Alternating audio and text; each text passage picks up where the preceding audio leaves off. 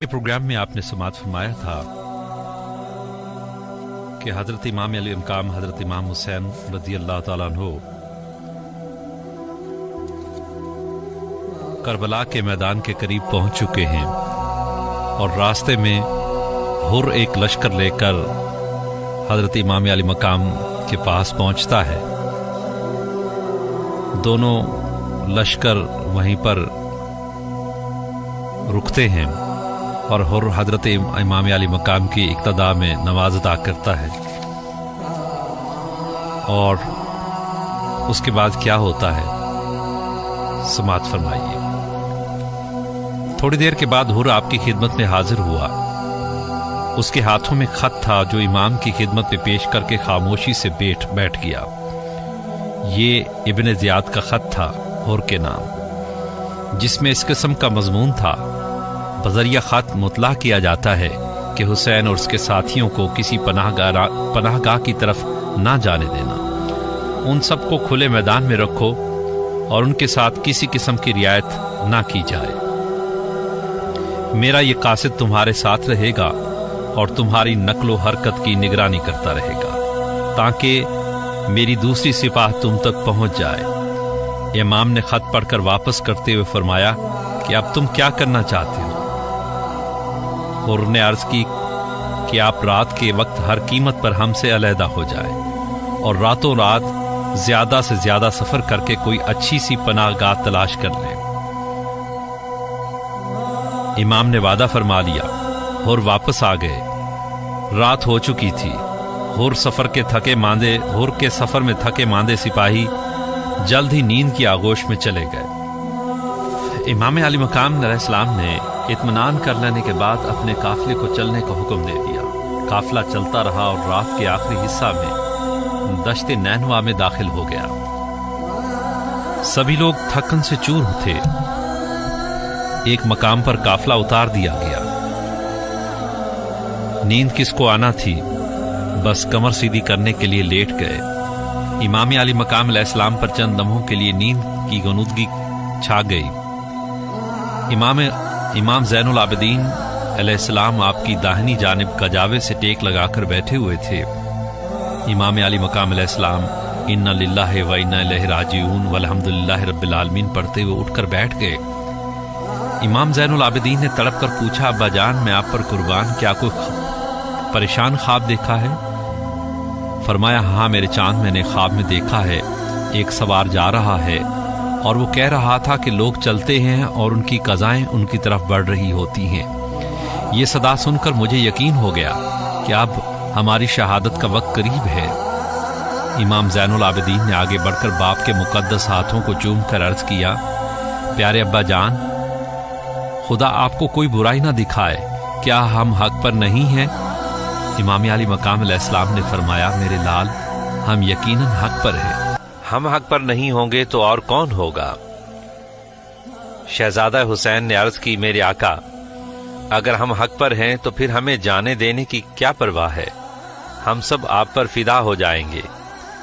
मेरे हुजूर, आप हक पर हैं, आप हक के साथ हैं, हक आपके साथ है, आप हक के इमाम हैं, आप हक हैं, हक हक है और बातिल बातिल है। आखिर आप लकोदक सहरा में उतरना ही चाहते हैं। आपने पूछा, ये कौन सी जगह है? ज़हीर बिन कैस ने बताया कि अक्कर, आपकी तबीयत बोझल हो गई। आपने फरमाया, मैं अक्कर से खुदा की पनाह मांगता हूँ। अक्कर का मतलब है बांझ होना, बेसमर होना, बेनतीजा होना और चुपाया के पांव काट देना। फिर कुछ दूर जाकर इमाम अली मकाम ने पूछा कि ये कौन सा मकाम है? किसी ने बताया कि अर्ज़े मारिया। इमाम हुसैन अलैहिस्सलाम ने फरमाया कि शायद इस जगह का कोई और नाम है। अर्ज किया, हाँ, इस मकाम को करबला भी कहते हैं। इमाम ने फरमाया, अल्लाह अकबर, अर्ज़े करबो बला, ये ज़मीन करबला है, इस जगह हमारा और हमारी अहले बैत का खून बहेगा।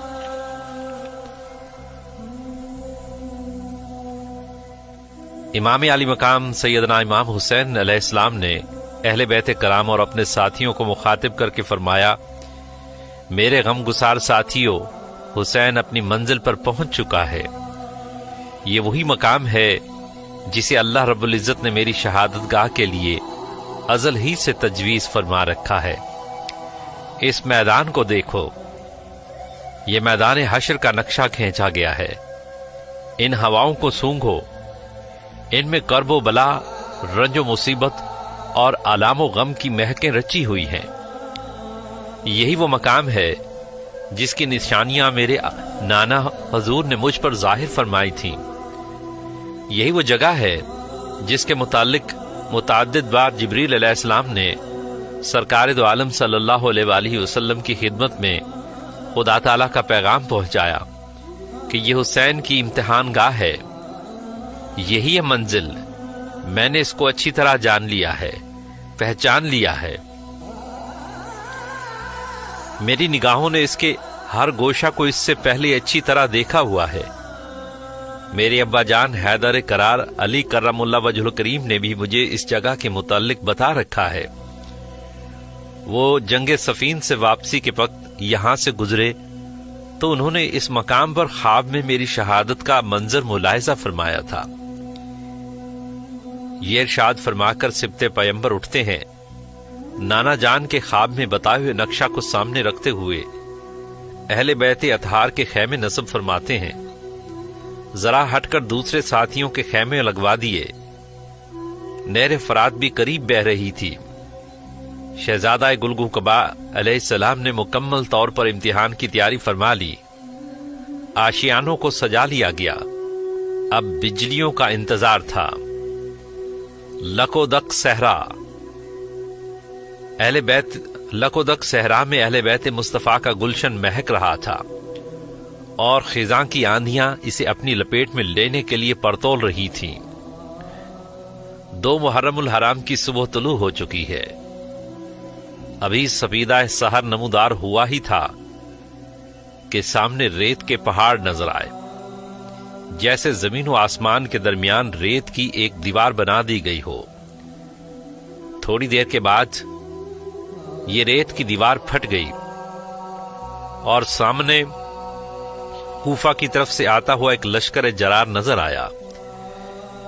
امام علی مقام علیہ السلام اور آپ کے ساتھیوں نے ایک دوسرے کی طرف دیکھا، ہر ایک نگاہ میں سوال بھی تھا اور جواب بھی۔ یہ کوفہ سے بھیجا ہوا ابن زیاد کا لشکر تھا جسے اہل بیت کے چند گنتی کے جوانوں سے جنگ کرنا تھی۔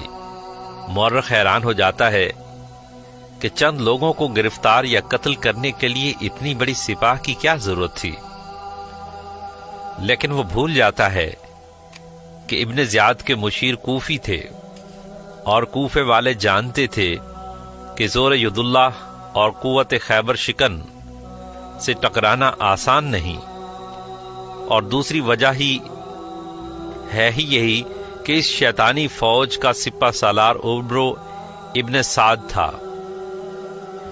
یہ فوج کفار کے مقابلہ میں جا رہی تھی، لیکن مکمل اسلام سے ٹکرا گئی۔ اس کا مقابلہ کفر سے ہونا تھا، لیکن کامل ایمان سے ہو گیا۔ اس کے سپاہیوں کو شہادت کا درجہ ملنا تھا، لیکن جہنم کا ایندھن بن گئے۔ یہ قدرت کے سربستہ اسرار و رموز ہیں، مقدر اور قسمت کے کھیل ہیں، جو حق و باطل، ایمان و کفر، نور و ظلمات، ہدایت و گمراہی، جنت و جہنم، دن اور رات کی سرحدیں بالکل ساتھ ساتھ ہیں۔ کون جانتا ہے کہ آنے والا لمحہ انسان کو کس طرف لے جاتا ہے؟ رحمانی قوت اور شیطانی طاقت ٹکرا رہی ہے۔ ایک طرف نحن اقرب الیہ انسان کی شریانوں میں خون کے ساتھ گردش کرتا ہے، دونوں قوتیں اپنا اپنا کام کر رہی ہیں۔ انسان کس کی گرفت میں آتا ہے، یہ قسمت کی بات ہے۔ عمرو ابن سعد کو ویلم کے کفار سے جہاد کرنا تھا۔ فتح حاصل کرنے کی صورت میں اسے خطہ رے کی حکومت ملنا تھی، اسے رے کا حاکم بننا تھا۔ اس کا مہر شدہ پروانہ اس کی جیب میں تھا۔ بغرض جہاد ویلم کو جا رہا تھا کہ ابن زیاد نے اسے بلا لیا اور کہا کہ ابن زیاد ابن سعد ابھی تم ویلم کا جہاد ملتوی کر دو۔ ابن زیاد کہتا ہے کہ ابن سعد ابھی تم ویلم کا جہاد ملتوی کر دو۔ ابن سعد بولا کیوں، کیا بات ہے؟ ابن زیاد نے کہا کہ حسین علیہ السلام اور ان کے ساتھی دشت نینوا میں داخل ہونے والے ہیں۔ تم نے ہر کو 1000 سپاہیوں کے ساتھ ان کی گرفتاری کے لیے بھیج دیا ہے، اور اب تم بھی جاؤ اور پہلے ان سے مقابلہ کر کے ان کو قتل کرو اور اس کام سے فارغ ہو کر ویلم کی طرف چلے جانا۔ ابن سعد بولا جناب مجھے میرے کام پر جانے دیں، 1000 سپاہی کافی ہوتے ہیں۔ حسین علیہ السلام کے ساتھ چند ساتھی ہیں جن پر ہر آسانی سے کامیابی حاصل کر لے گا۔ میں نے ہر کو سب کچھ اچھی طرح سے سمجھا کر روانہ کیا ہے۔ ابن زیاد بولا بحث کی ضرورت نہیں، تم پہلے حسین علیہ السلام کو قتل کرو گے، پھر دوسرے کام ہوں گے۔ ابن سعد بولا میرے لیے یہ ایک مشکل امر ہے، لہذا مجھے اس کام سے معاف رکھا جائے۔ ابن زیاد بولا تو لاؤ پھر وہ عہد نامہ مجھے دے دو جس پر تمہیں رائے کی حکومت دینے کا معاہدہ لکھا ہوا ہے۔ ابن سعد بولا گھبرا کر کہ مجھے ایک رات سوچنے کی مہلت دی جائے۔ ابن زیاد بولا اجازت ہے، لیکن کل تمہیں ان دونوں باتوں میں سے ایک کرنا ہوگی، یا تو حسین علیہ السلام کا سر کاٹ کر لانا ہوگا یا رائے کی حکومت کا نوشتہ واپس کرنا ہوگا۔ ابن سعد صبح جواب دینے کا وعدہ کر کے واپس آ گیا۔ ساتھیوں سے مشورہ کیا، سب نے بیک زبان قتل حسین سے منع کیا۔ اس کے بھانجے حمزہ بن مغیرہ نے کہا کہ رائے کی حکومت تو نہایت معمولی چیز ہے، اگر تمام جہان کی سلطنت بھی ملتی ہو تو اسے چھوڑ دینا اس سے بدرجہ بہتر ہے کہ خدا تعالیٰ کو دشمن اہل بیت رسول اور قاتل حسین بن کر ملے۔ ابن سعد نے سب کے مشوروں کو سنا، دماغ میں 2 مختلف خیال لے کر سونے کی تیاری کرنے لگا، لیکن نیند کہاں آتی؟ انتہائی ذہنی کشمکش کا عالم ہے۔ ایک طرف رائے کی حکومت ہے، دوسری طرف نواسہ رسول سے ٹکرانا ہے۔ ایک طرف دنیا ملنے کی توقع ہے، دوسری طرف دین کی گردن پر چھری چلانا پڑتی ہے۔ ایک طرف دنیا کی بادشاہی ہے تو دوسری طرف آخرت کی سرخروئی ہے۔ ایک طرف دنیا کا تخت ہے، دوسری طرف جنت سے محرومی کا ڈر ہے۔ ضمیر اور نفس امارہ میں جنگ جاری ہے۔ رحمانی اور شیطانی قوتیں پوری شدت سے ٹکرا رہی ہیں، دونوں طرف سے پہم آواز آ رہی ہے۔ ابن سعد نے سوچا کہ رائے کی حکومت چھوڑ دوں، لیکن اس کی طرف دل مائل ہے۔ قتل حسین کی مذمت گوارا کر لوں، لیکن قتل حسین کی سزا جہنم کی وہ آگ ہے جسے روکا نہیں جا سکتا۔ رائے کی سلطنت آنکھوں کی ٹھنڈک ہے۔ یہ آخری آواز تھی۔ ذہن میں اٹھنے والا 2 طرفہ طوفان تھم گیا، فیصلہ ہو چکا تھا۔ ضمیر مر گیا، نفس امارہ جیت گیا، شیطانی پنجہ کی گرفت مضبوط ہوتی گئی، دل نور ایمان سے خالی ہو گیا۔ ابن سعد شقاوت کا پتلا بن گیا۔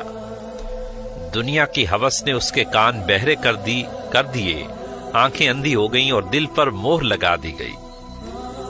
اب اس کے اندر سے مسلسل ایک ہی آواز آ رہی تھی، امام مظلوم کو قتل کرو اور رائے کی حکومت حاصل کرو۔ صبح ہوئی، ابن زیاد کو اپنے فیصلے سے آگاہ کیا اور کربلا کو روانہ ہو گیا۔ اب اس کی فوجیں امام عالی مقام علیہ السلام کے سامنے صف بستہ ہیں۔ حضرت حر بھی اپنا لشکر لے کر آ چکے تھے، وہ بھی یزیدی فوج میں شامل ہو گئے۔ ایک رات امام عالی مقام علیہ السلام نے ابن سعد کو بلایا۔ دونوں فوجوں کے درمیان ملاقات کی جگہ مقرر ہو گئی۔ امام نے فرمایا کہ کیا تم نہیں جانتے کہ ہم حق پر ہیں؟ ابن سعد بولا کہ جانتا ہوں اور مانتا ہوں کہ آپ حق پر ہیں۔ امام حسین نے فرمایا کیا تم نہیں جانتے کہ یزیدی حکومت باطل ہے؟ ابن سعد بولا جانتا ہوں کہ یزید نے شریعت کی کئی حدوں کو توڑا ہے۔ امام حسین نے فرمایا تو پھر باطل کو چھوڑ کر حق کے ساتھ ملتے کیوں نہیں؟ ابن سعد بولا کہ میرے مکانات گرا دیے جائیں گے۔ امام حسین نے فرمایا کہ ہم نئے بنوا دیں گے۔ ابن سعد بولا کہ میری جائیداد چھین لی جائے گی۔ امام حسین نے فرمایا کہ ہم اس سے بہتر عطا کریں گے۔ ابن سعد بولا آخر آپ چاہتے کیا ہیں؟ امام علی مقام امام حسین نے فرمایا ہم تم سے کچھ بھی نہیں چاہتے، صرف دو باتیں کرنا چاہتے ہیں، اور وہ یہ ہے کہ ہم یہاں خود بخود نہیں آئے بلکہ ہمیں کوفیوں نے سینکڑوں خطوط لکھ کر بلوایا ہے، اور یہاں آنے کے بعد ہم نے نہ تو کوئی لشکر جمع کیا ہے اور نہ ہی کسی شہر پر حملہ کیا ہے۔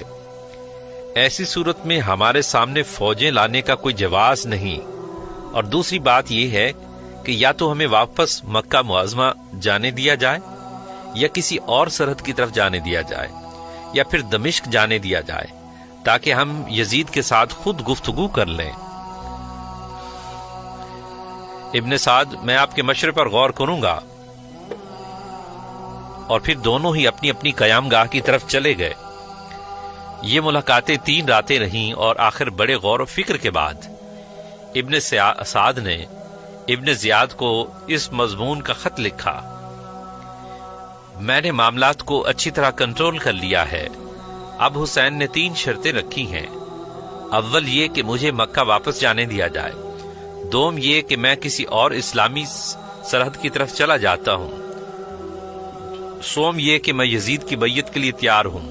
یہ جملہ ابن سعد نے اپنی طرف سے لکھا تھا، اور یہ قطعی طور پر غلط اور زبردست تاریخی جھوٹ ہے کہ امام علی مقام علیہ السلام نے اسے کہا کہ ہم یزید کی بیعت کر لیں گے۔ ابن سعد کا اپنا خیال تھا کہ ابن زیاد آسانی سے یہ مان جائے گا، اور اس طرح وہ امام کو دمشق جانے سے نہیں روکے گا، اور پھر اپنی طرف سے مشورہ دیا کہ تیسری شرط یعنی بیعت یزید مان کر امام حسین نے تمہارا مقصد پورا کر دیا ہے، اس لیے قتل کرنے سے بدرجہ بہتر ہے کہ حسین بیعت یزید کر لے۔ اس طرح یزیدی حکومت کو تمام عالم اسلام مکمل طور پر خلافت الہیہ مان لے گا۔ ابن سعد کا یہ خط لے کر جب قاصد ابن زیاد کے پاس پہنچا تو وہاں شمر ذوالجوشن لعین بھی موجود تھا۔ ابن زیاد نے شمر کو خط کا مضمون بتا کر کہا کہ اگر یہ بات درست ہو کہ حسین یزید کی بیعت پر آمادہ ہے تو اسے امان لینے میں کوئی حرج نہیں۔ شمر آخر شمر تھا، یہی وہ ملعون تھا کہ جس کے متعلق رسول صادق صلی اللہ علیہ وآلہ وسلم نے فرمایا تھا کہ میرے حسین کا قاتل سگے ابرس ڈبہ کتا ہوگا۔ ابن زیاد کی بات سن کر کہنے لگا کہ اس طرح حسین نے یزید کی تابعداری تو کر لی، لیکن تمہیں کیا فائدہ پہنچا؟ اب حسین تمہارے قابو میں ہے، اسے اپنی اطاعت کے لیے مجبور کرو۔ اور میں نے یہ بھی سنا ہے کہ ابن سعد کئی راتوں سے حسین کے ساتھ خفیہ ساز باز کر رہا ہے۔ ابن زیاد نے شمر کی تجویز فوراً مان لی اور ابن سعد کو خط لکھا کہ میں نے تجھے حسین کو کسی قسم کی رعایت دینے کے لیے نہیں بھیجا، اگر تم ضروری ڈھیل دینا چاہتے ہو تو اسے بتا دو کہ یزید کی بیعت بعد کی بات ہے، پہلے تمہیں ابن زیاد کی اطاعت کرنا ہوگی۔ اگر وہ میرا مطیع ہو جائے تو میں اسے اپنی مرضی کے مطابق یزید کے دربار میں پیش کروں گا، اگر وہ اس بات کو تسلیم نہ کرے تو اس کو اس کے ساتھیوں سمیت قتل کر کے ان کے سر مجھے بھیج دو۔ اگر تو یہ کام نہیں کر سکتا تو اپنے عہدے کو چھوڑ کر فوراً علیحدہ ہو جاؤ، اور سب کام شمر خود کر لے گا۔ ابن زیاد نے یہ خط لکھ کر شمر کے حوالے کیا اور اسے تاکید کر دی کہ اگر ابن سعد اس خط کی خلاف ورزی کرے تو اس کا سر کاٹ کر فوراً روانہ کر دو اور خود فوج کا چارج سنبھال لو۔ شمر نے کہا کہ میرا ایک کام بھی ہے۔ ابن زیاد نے پوچھا وہ کیا ہے؟ شمر نے کہا کہ حسین کے ساتھ میرے چند رشتہ دار بھی ہیں، ان کے لیے امان چاہتا ہوں۔ ابن زیاد نے کہا انہیں امان ہے۔ شمر نے امان نامہ لکھوایا اور ابن زیاد کا خط لے کر کربلا میں آ گیا۔ عمرو بن سعد سے مل کر اسے خط دیا اور پوچھا کہ اب تمہارا کیا ارادہ ہے؟ ابن سعد نے کہا کہ ابن زیاد کے حکم کی تکمیل کروں گا، اور کر بھی کیا سکتا ہوں، جبکہ اسے اچھی طرح معلوم تھا کہ امام حسین علیہ السلام تو یزید کی بیعت ماننے سے قطعی طور پر انکار کرتے ہیں، تو وہ ابن زیاد کی اطاعت کیسے کریں گے؟ بعد ازاں شمر نے امام حسین کے ساتھیوں میں سے اپنے رشتہ داروں کو بلایا۔ رشتہ دار کون تھے؟ جناب شیر خدا حضرت علی کرم الوجہ الکریم کی زوجہ محترمہ البنین بنت خرام اور ان کے بطن سے آپ کے 4 بیٹے حضرت عباس ابن علی، حضرت عبداللہ ابن علی، حضرت عثمان ابن علی رضی اللہ تعالی عنہم اجمعین، حضرت جعفر ابن علی، علاوہ انی حضرت ام بنین رضی اللہ تعالی عنہا زوجہ حضرت علی المرتضی علیہ السلام کا بھتیجا عبد الرحمن بن اسماعیلی نے فرمایا کہ ہمیں سمیہ کے بیٹے سے اللہ کی امان بہتر ہے۔ حضرت عباس علمدار رضی اللہ تعالیٰ نے فرمایا کہ شمر لعنت ہو تم پر اور تمہاری امان پر، مامو زاد ہو کر ہمیں امان دیتا ہے، لیکن نواسہ رسول اور جگر گوشہ بطول کے لیے امان نہیں۔ 1000 بار لعنت تمہاری اس امان پر، ہمارے لیے نواسہ رسول کے قدموں میں جان دینا تمہاری اس امان سے کروڑہا درجے بہتر ہے۔ شمر نے جب امام حسین علیہ السلام کے ساتھیوں کے جذبہ اظہار اور تعلق قلبی کو دیکھا تو انتہائی شرمندگی سے واپس آ گیا اور فوراً ہی 500 سواروں کو لے کر نہر فرات پر قبضہ کر لیا۔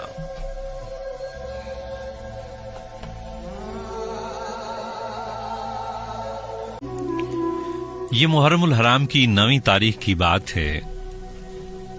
شمر نے ابن سعد سے کہا کہ جلدی جلدی نماز عصر ادا کر لو اور پھر بھرپور حملہ کر دو۔ ادھر امام علی مقام علیہ السلام عصر کی نماز کی تیاری کر رہے ہیں اور ادھر یزیدی فوج نماز عصر سے فارغ ہو کر روح نماز کو جلد از جلد قتل کر دینا چاہتی ہے۔ صلاۃ الوسطی کی حفاظت کی جا رہی ہے، مگر جس کے باپ کی اسی نماز کی ادائیگی کے لیے سورج کو واپس پلٹنا پڑا، اس کی لاش پر گھوڑے دوڑانے کے مشورے کیے جا رہے ہیں۔ اہل عرفان حیران ہیں کہ ایسی نماز کو کیا کہیں گے۔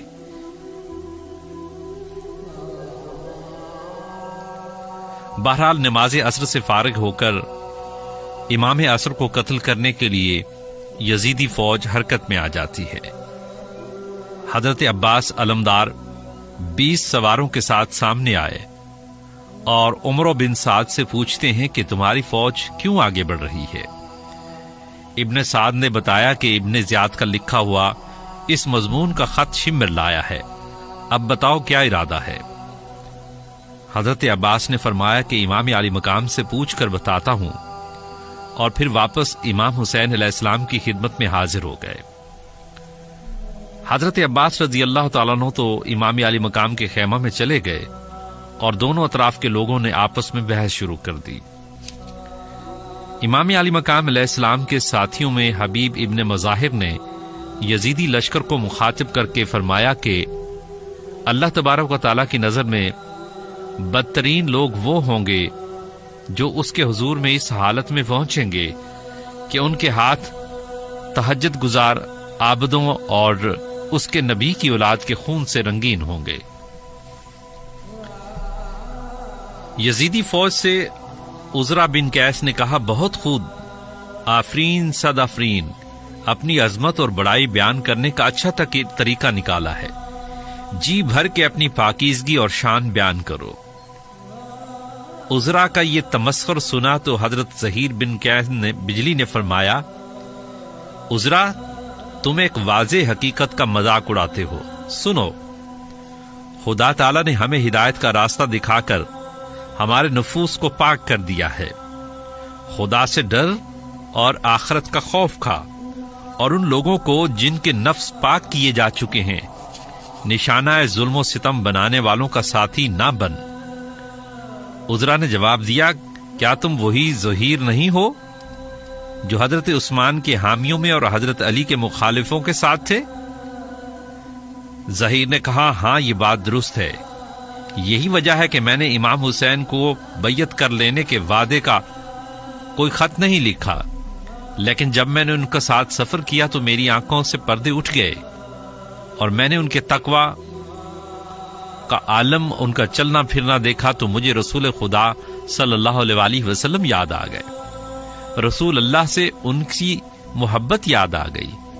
میں نے دیکھا کہ یہ کتنے عظیم ہیں جو محض تحفظ حق و صداقت کے لیے ایک زبردست طاقت اور جابر حکومت سے ٹکرانے کے لیے جا رہے ہیں، حالانکہ یہ بے سر و سامان ہیں۔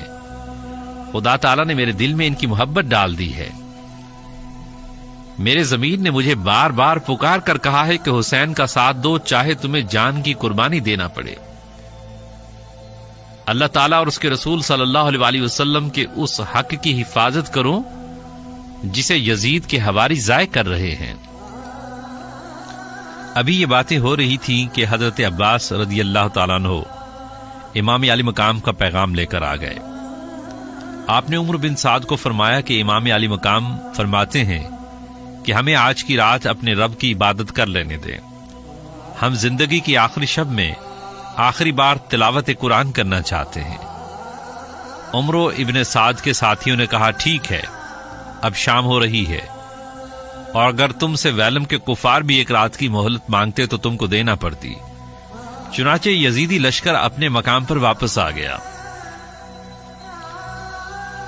صبح کو یوم عاشورہ ہے، کائنات ارضی و سماوی کے ظہور میں آنے کا دن، چاند تاروں اور سورج کی پیدائش کا دن، جنت اور دوزخ کے بننے کا دن، ابتلاؤں اور آزمائشوں کا دن، امتحانوں میں کامیابی کا دن، حق اور باطل کی موت کا دن، ملائکہ مقربین کی تخلیق کا دن، لوح و قلم کے نقوش ترتیب دینے کا دن، ارادہ علم الہی کے بطون سے ظہور میں آنے کا دن، قیام عرش اور قیامت برپا ہونے کا دن، حضرت آدم اور حضرت داؤد علیہ السلام کی توبہ قبول ہونے کا دن، حضرت ابراہیم علیہ السلام کے نار کو گلزار کرنے کا دن، ابراہیم کی فتح اور نمرود کی شکست کا دن، فرعون کے غرق نیل ہونے کا دن، حضرت ادریس علیہ السلام کو بلندی درجات ملنے کا دن، حضرت نوح علیہ السلام کا سفینہ کنارہ لگنے کا دن، اسی دن حضرت یوسف علیہ السلام کو زندان سے رہائی حاصل ہوئی، اور اسی ہی روز امام زین العابدین کو بیڑیاں پہنائی جائیں گی۔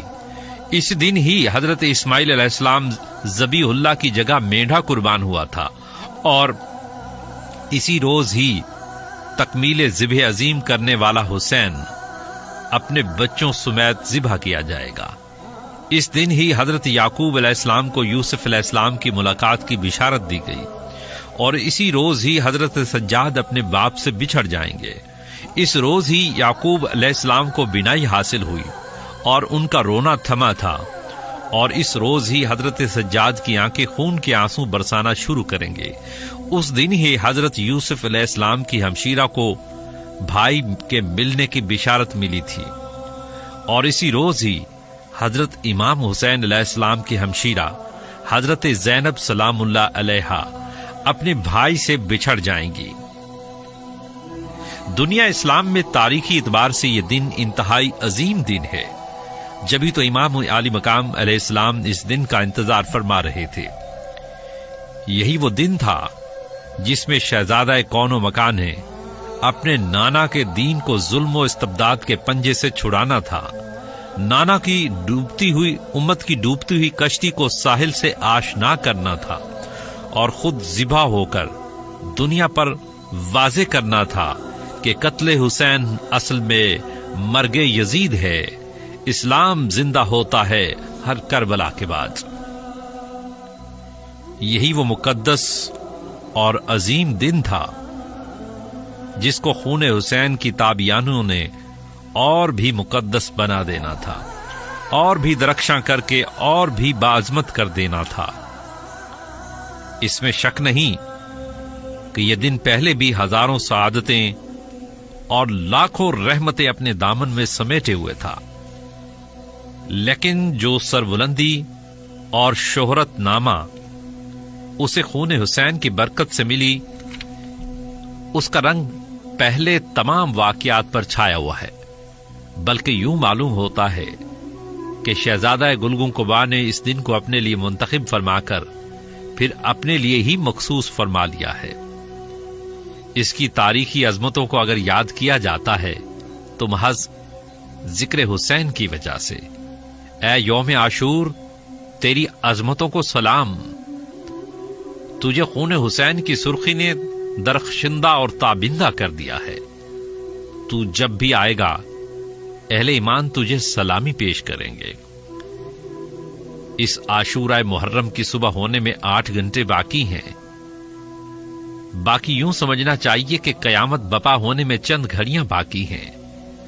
قیامت بھی تو اسی روز ہی قائم ہوگی، لیکن اس کی آمد معلوم نہیں کہ کربلا کی زمین پر تھوڑے عرصے کے بعد اس قیامت کی تصویر کھینچی جائے گی۔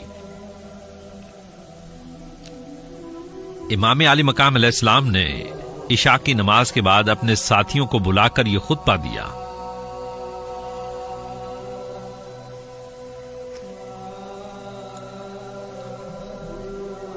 پہلے اللہ تعالی کی حمد و ستائش بیان کی، پھر فرمایا کہ میں ہر حالت میں خدا تعالی کا شکر گزار ہوں، خواہ رنج و عالم ہو یا راحت و خوشی، میں خداوند قدوس کا ممنون و کرم ہوں جس نے ہمارے گھر کو نبوت اور رسالت سے مشرف فرمایا۔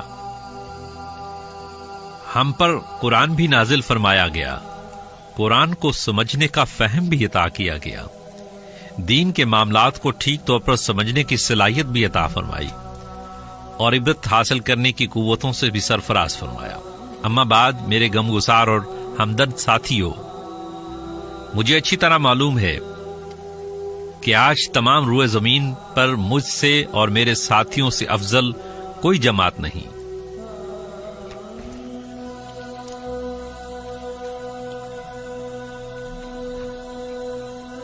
اور نہ ہی میرے اہل بیت سے زیادہ خیر خواہ اور ہمدرد دنیا بھر میں کسی کے ساتھ موجود ہیں۔ اے محبان حسین، اللہ تعالیٰ تم سب کو میری طرف سے جزائے خیر عطا فرمائے۔ آپ لوگ جانتے ہیں کہ یزید کو میرے ساتھ دشمنی ہے، اسے صرف میرا قتل مقصود ہے۔ وہ اپنی شیطانی حکومت کی بنیاد میری لاش پر استوار کرنا چاہتا ہے، اس لیے مشورہ دیتا ہوں کہ رات کی تاریکی سے فائدہ اٹھاؤ۔ ابھی تھوڑی دیر بعد چاند نکل آئے گا، پھر شاید کوئی مشکل درپیش آئے۔ میں تمہارا شکر گزار ہوں کہ موسم گرما کی شدت میں تم دور دراز سے میرے ساتھ میری طرح پیاس کی سختیاں برداشت کر رہے ہو، لیکن اب میں تم لوگوں کو بخوشی اجازت دیتا ہوں کہ میرے ساتھ رہ کر مصیبتیں اٹھانے کی بجائے اپنی اپنی سواریوں پر بیٹھو اور جہاں جہاں طبیعت مانتی ہو چلے جاؤ۔ مناسب سمجھو تو میری اہل بیت کا ایک ایک فرد اپنے ساتھ لے جاؤ۔ میں تم پر خوش ہوں اور قیامت کے دن کوئی شکوہ نہیں کروں گا کہ تم میرا ساتھ چھوڑ گئے تھے، بلکہ رب عالم کے حضور میں عرض کروں گا کہ بار الہ ان سب کا میرے امتحان میں پورا پورا حصہ ہے۔ جاؤ میرے جانثار ساتھیوں، حسین تمہیں پرخلوص کے ساتھ الوداع کہتا ہے۔ تم جدھر بھی جاؤ گے تمہیں کوئی نہیں روکے گا۔ یہ سب فوجیں میرے لیے ہیں، ان کے تیروں تلواروں نیزوں اور بھالوں کا ہدف حسین کا سینہ ہے۔ پھر تم خامخواہ کیوں میرے ساتھ رہ کر مصائب برداشت کر رہے ہو؟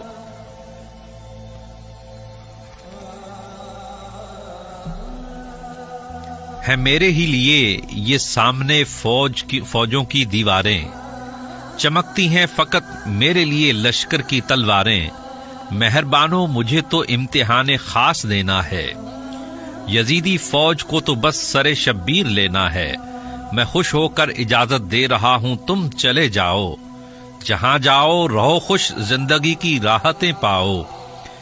مجھے سینے پہ نیزوں برچھوں کے وار سہنے دو، میری گردن سے خون مصطفیٰ کی نہر بہنے دو، مجھے رہنے دو جور و جبر کی خونی گھٹاؤں میں خود آیا ہوں میرے ساتھیوں خونی بلاؤں میں، چلے جاؤ بلائیں کربلا میں لاکھ آئیں گی، دعائیں ابن حیدر کی تمہارے ساتھ جائیں گی۔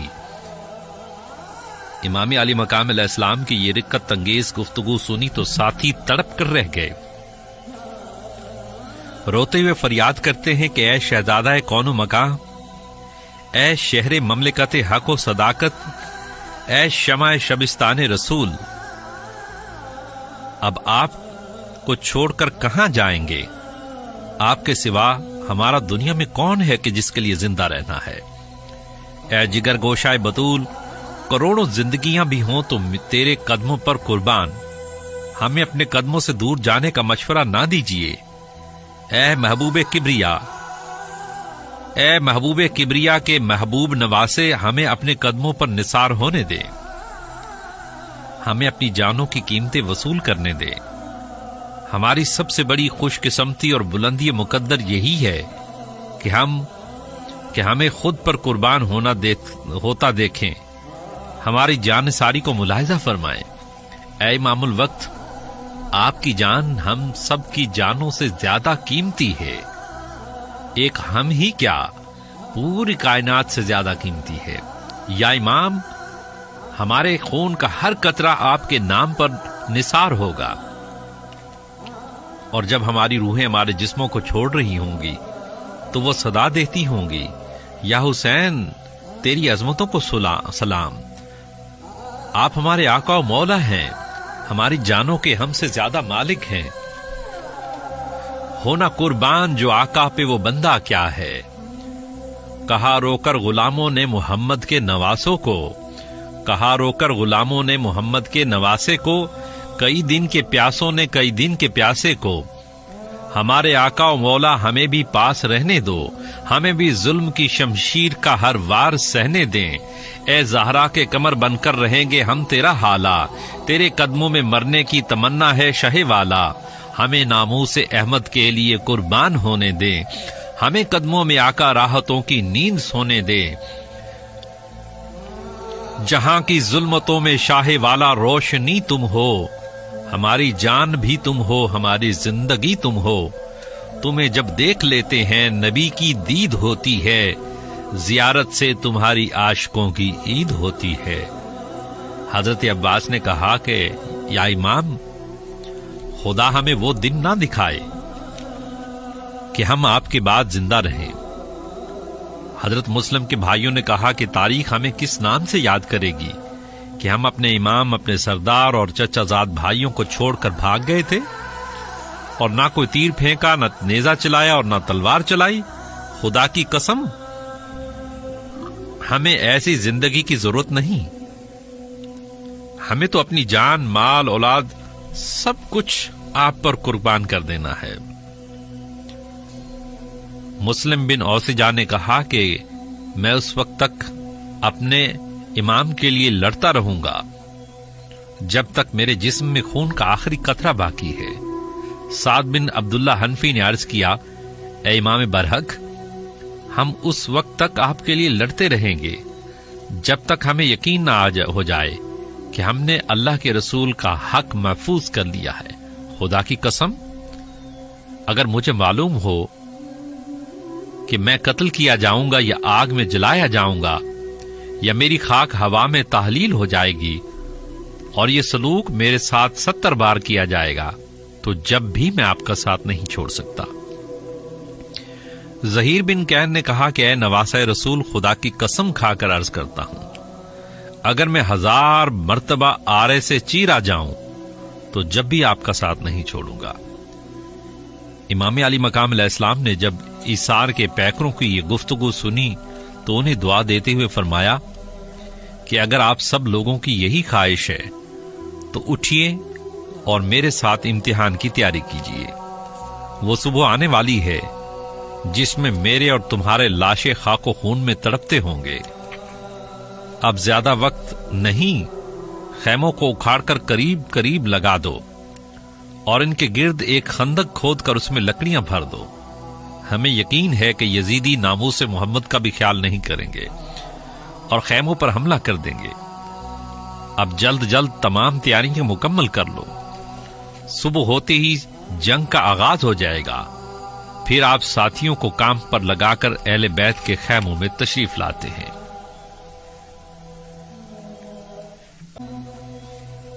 امام علی مقام سب سے پہلے جناب سیدہ زینب سلام اللہ علیہا کے خیمے میں تشریف لے گئے، بہن کو سلام کر کے بیٹھ گئے۔ سیدہ کی بیٹی اٹھی، اپنے بھائی کی گردن کو بوسہ دیا، پھر زلفوں کو چوما۔ امام نے ہمشیر کے ہاتھوں اور کلائی کو بوسہ دیا اور پاس بیٹھ گئے۔ بہن بھائی کی طرف حسرت زدہ نگاہوں سے دیکھ رہی تھی۔ بھائی ہمشیر کی طرف ایسے دیکھ رہا تھا کہ یہ جیسے آخری ملاقات ہے۔ دونوں کے لب خاموش ہیں، لیکن دلوں کی دھڑکنیں پیغام رسانی کر رہی ہیں۔ دونوں ہی سوچ رہے تھے کہ سلسلہ گفتگو کس طرح سے شروع کیا جائے۔ امام علی مقام نے سکوت مرگ جیسی خاموشی کو توڑ کر سوال کیا، اے میری تقدس مآب اور عظیم ہمشیرہ، آپ نے آج سے پہلے اس طریقہ سے میری گردن اور زلفوں کو بوسہ نہیں دیا۔ میری عزیز بہن، مجھے بتاؤ کہ اس کی کیا وجہ ہے؟ سیدہ کی بیٹی نے وجہ بیان کرنے کا ارادہ کیا تو چیخ نکل گئی اور رو کر فرمایا کہ اے شہزادہ عالم، امی کی آنکھ کے تارے اور دکھی بہن کے دل کے سہارے، پیارے بھائی جان، آج مجھے امی جان کا ایک فرمان یاد آ گیا ہے۔ میں دیکھ رہی ہوں کہ وہ وقت سر پر آ چکا ہے جس کے لیے امی نے وصیت فرمائی تھی۔ میری عمر بہت چھوٹی تھی، بنت رسول کے آخری لمحات تھے۔ آپ نے مجھے آخری بار گود میں لے کر پیار کیا اور فرمایا کہ میری بیٹی، میری ایک وصیت یاد رکھنا۔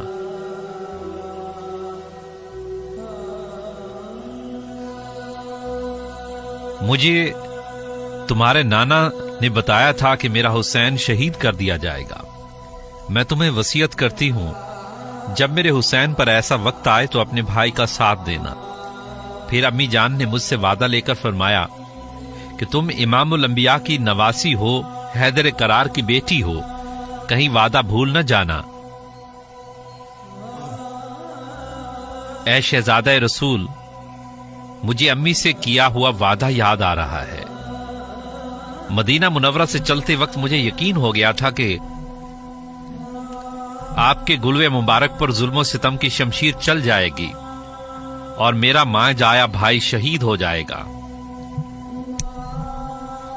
اہل بیت کا قافلہ لٹ جائے گا، ام لیلہ اور رباب کا سہاگ اجڑ جائے گا، بطول کے حجرہ کا چراغ بجھ جائے گا، بہن کے دل کا قرار لٹ جائے گا۔ اس یقین کے ساتھ میں نے آپ کی گردن پر بوسے دیے ہیں کہ کل اس گردن پر تلوار چلنے والی ہے۔ زلفوں کو اس لیے چوما کہ کل یہ عنبرین زلفیں خاک و خون میں لتڑی ہوں گی۔ بھائی جان، آپ بتائیں کہ آپ نے میرے ہاتھوں اور کلائی کو کیوں بوسہ دیا؟ جگر گوشہ بطول کی آنکھوں میں آنسوؤں کا طوفان آ گیا۔ فرمایا، میری ہمدرد غم گسار بہن، تیری طرح مجھ سے بھی وعدہ لیا گیا ہے۔ مجھ سے بابا حیدر کرار نے وعدہ لیا تھا۔ انہوں نے فرمایا تھا کہ میرے حسین، جب تم کربلا کی سرزمین پر امتحان دے کر فرائض ذبح عظیم کی تکمیل کر رہے ہوگے تو میری بیٹی زینب بھی تیرے ساتھ ہوگی۔ وہ تمہارے امتحان میں برابر کی شریک ہوگی۔ وہ تیرے لیے اپنا گھر بار چھوڑ دے گی، اپنے بچوں کو تجھ پر قربان کر دے گی، اور پھر میرے حسین، وہ تیری شہادت کا صدمہ بھی برداشت کرے گی، اور جب تو شہید کر دیا جائے گا تو امت کے نمک حرام اس کی کلائیوں میں زنجیریں پہنا دیں گے۔ میری ہمشیر، میں تیرے ہاتھوں میں یزید کی ہتکڑیاں دیکھ رہا ہوں. کاش اس وقت حسین نے جام شہادت نہ پیا ہوتا اور اہل بیت کے ساتھ یہ سلوک کرنے والوں کی گردنیں اڑا دیتا. لیکن پیاری بہن، اب صبر کے سوا چارہ کار نہیں. قدرت کو یہی منظور ہے.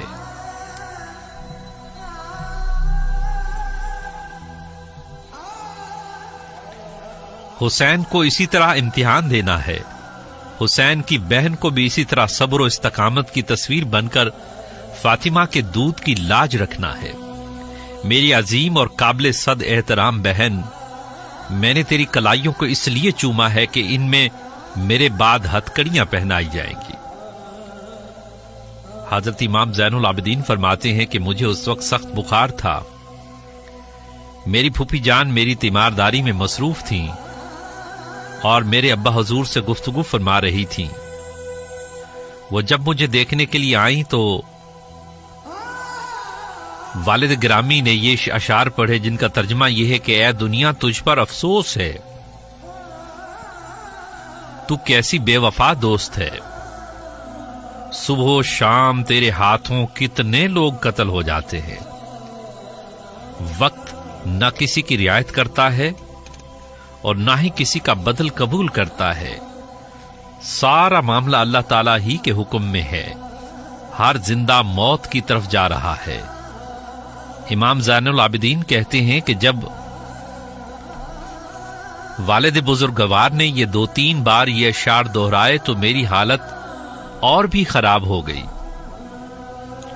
کلیجہ منہ کو آنے لگا، آنکھیں آنسوؤں سے تر ہو گئیں اور مجھے یقین ہو گیا کہ سر پر مصیبت کی ایسی گھڑیاں آ چکی ہیں جو ٹل نہیں سکتی. میری پھوپھی نے جب یہ شعر سنے تو بے قابو ہو گئی اور دوڑ کر بھائی کے پاس پہنچی اور فریاد و فغاں کرتی ہوئی بے ہوش ہو گئی. بعد ازاں امام علی مقام علیہ السلام ازواج طاہرات کے خیمہ میں گئے، سلام کر کے بیٹھ گئے. جناب رباب اور ام لیلا شہنشاہ کی سلامی کے لیے کھڑی ہوئی تو آپ نے بیٹھ جانے کا ارشاد فرمایا. ناموس رسالت بیٹھ گئیں تو آپ نے فرمایا کہ اے غیرت بنو ہاشم کی محافظ ہو، حسین تم سے نادم ہے مگر مجبور ہے. اے میری ازواج، حسین قضاء و قدر کا مالک ہو کر بھی قضاء و قدر کا پابند ہے. اس لیے یہی رضا الہی ہے، مشیت خداوندی ہے، یہی مرضی مصطفیٰ و مرتضیٰ ہے اور یہی میری امی جان زہرا سلام اللہ علیہا کی خواہش ہے. اے میری حرمتین، حسین تمہارا مشکور ہے کہ فقر و فاقہ کی زندگی گزارنے میں تم نے میرا پورا ساتھ دیا. میں اس لیے بھی تمہارا ممنون ہوں کہ تم نے ہمیشہ میری رضا کو اپنی رضا پر مقدم رکھا. میری ردائے تطہیر کو شکوہ شکاوت کی آلودگی سے کبھی داغدار نہیں کیا. حسین تمہارے اس جذبے کی تہہ دل سے قدر کرتا ہے. تم نے اپنی زندگیوں کو حسین ہی کے رنگ میں ڈھال لیا ہے. مجھے اس امر کا شدید احساس ہے کہ میں نے تمہیں دنیاوی آسائش اور نعمتوں سے کبھی کچھ نہیں دیا، مگر اس بات پر یقیناً فخر کر سکتی ہو کہ تم بنت رسول جناب بطول سلام اللہ علیہا کی بہویں ہو. مجھے اس بات کا بھی ہمیشہ خیال رہا کہ میں تمہیں دنیا میں سوائے غربت و افلاس اور فقر و فاقہ کے کچھ بھی نہ دے سکا، مگر اس بات پر مطمئن ہوں کہ تم قیامت کے دن جنتیوں کے سردار کی بیویاں کہلاؤ گی. اے غم گساران حسین، تم نے ہر غم میں میرا ساتھ دیا، ہر دکھ میں پورا نباہ کیا، ہر مصیبت اور تکلیف کو خوشی خوشی برداشت کیا، لق و دق صحرا کے سفر کی صعوبتوں کو برداشت کیا. اب 3 روز سے پیاس کی سختیاں برداشت کر رہی ہو. اللہ تمہیں جزائے خیر دے. اے ناموس بنی ہاشم، غریب الوطن حسین آج تمہیں ایک اور المناک خبر سنانے آیا ہے. اے میری زندگی کی رفیقو، कल यौम आशूरा है, यही मेरे इम्तिहान का दिन है। कल मेरा इम्तिहान होगा और तुम्हारा सुहाग उजड़ जाएगा। हुसैन का साया सर पर नहीं रहेगा, तुम्हारे सरों की रिदाएं छिन जाएंगी। इस खबर के साथ ही मेरा मशवरा है कि तुम अली अकबर को साथ लो, अली असगर को गोद में उठाओ। चंद हाशमी जवान भी तुम्हारे साथ होंगे और किसी महफूज मकाम पर चली जाओ। याद रखो, अगर तुम मेरे साथ रहोगी तो तुम्हारा सुहाग तो उजड़ना ही है ही, तुम्हारी गोदें भी खाली हो जाएंगी और फिर तुम्हारी नाजुक कलाइयों में लोहे की जंजीरें भी डाल दी जाएंगी। इमाम आली मकाम अलैहिस्सलाम की जांगुदास गुफ्तगू सुनी तो हजरत रुबाब और जनाब उम्मे लैला की चीखें निकल गई। इमाम के समझाने पर चीखों को दबाया तो हिचकियों और सिसकियों का सिलसिला शुरू हो गया। दिल थे कि जैसे डूब ही गए हों, नब्जें थी जैसे बंद होकर ही दम लेंगी। सीनों में उठने वाला तूफान सीले अश्क बनकर बहने लगा, लेकिन आंखों में इतना रास्ता ही कहां था जो तूफान के इस शदीद रेले को गुजार सकें। आंखें मुसलसल अश्क बरसा रही थीं। बात करने लगती हैं तो बात नहीं होती। हिचकी पर हिचकी बंधी हुई है, जिसमें में रूहें इस तरह फड़क रही हैं कि जैसे अभी निकल जाएंगी।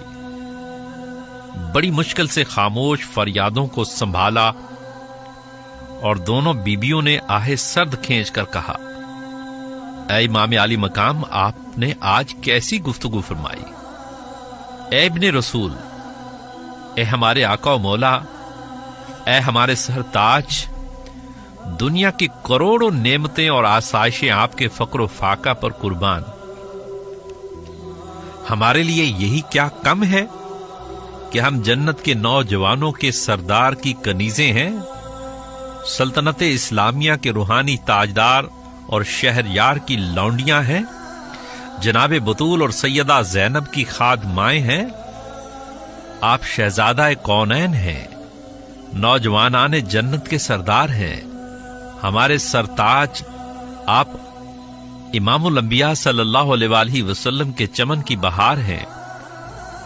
आपने हम जैसी हकीर कनीजों को शहजादियों से भी बुलंदो बाला मर्तबे अता कर दिए हैं। आपने जर्रों को आफताब बना दिया है। आपके फक्र फाका ने हमें असलूब जिंदगी से आशना कर दिया है। आपके इफलास ने जीने का सलीका सिखा दिया है। आपकी निस्बत ने हमें रसूलुल्लाह सल्लल्लाहु अलैहि वसल्लम की अहले बैत में दाखिल कर दिया है। आज हम जैसा खुशनसीब कौन है कि हम नवासा रसूल और जिगर गोशा बतूल की साथी हैं। फिर जनाब अली असगर अलैहिस्सलाम की वालिदा मुकरमा ने हाथ बांधकर अर्ज किया, ऐ मेरे सरताज, मुझे एक बात का अफसोस जरूर रहेगा कि आपने मुझे इस काबिल न समझा कि मैं आपके इम्तिहान में शरीक हो सकूं। मेरे आका, आपने कैसे ख्याल फरमा लिया कि इस कनीज को अपने कदमों से दूर कर दें? क्या इसलिए कि मैं अपने बेटों को कुर्बान होता हुए नहीं देख सकूंगी, अपना सुहाग उचड़ता हुआ बर्दाश्त नहीं कर सकूंगी? मेरे हुजूर, यह दुरुस्त है कि आपके बाद मैं शायद जिंदा ना रह सकूं, लेकिन मेरे आका, मैं आपको छोड़कर कैसे जा सकती हूं? मेरा आपके सिवा दुनिया में और कौन है कि जिसके पास जाऊंगी? हुजूर, आप ही तो मेरी जिंदगी है, मेरी रूह है, मेरी जान है। मुझे जिंदा रहना है तो आपके कदमों में। आपके बाद जो जिंदगी होगी उसका नाम जिंदगी कैसे रखा जाएगा? उस जिंदगी से मर जाना 1000 दर्जे बेहतर है जो आपके बगैर हो। ये जुमला कहा और रफीका हुसैन पर इस कदर गम तारी हुआ कि आप बेहोश हो गई। इमाम आली मकाम अलैहिस्सलाम ने ख्याल किया कि शायद अब जानवर ना हो सके। पानी तो था ही नहीं, बेहोश को कैसे होश में लाया जाता? इमाम आली मकाम ने दामन से पंखा किया। दामन मसीहा की हवा ने روح کو جسم سے پرواز کرتے کرتے روک لیا۔ جناب ام لیلہ نے آنکھیں کھول کر اپنے سرتاج کو دیکھا، آنکھوں میں آنسو بھر آئے۔ شہزادہ رسول نے تسلی اور تشفی کی گفتگو فرمائی اور کافی دیر صبر و شکر کی تلقین کرنے کے بعد آپ نے بستر کے ساتھ ٹیک لگائی اور لیٹ گئے۔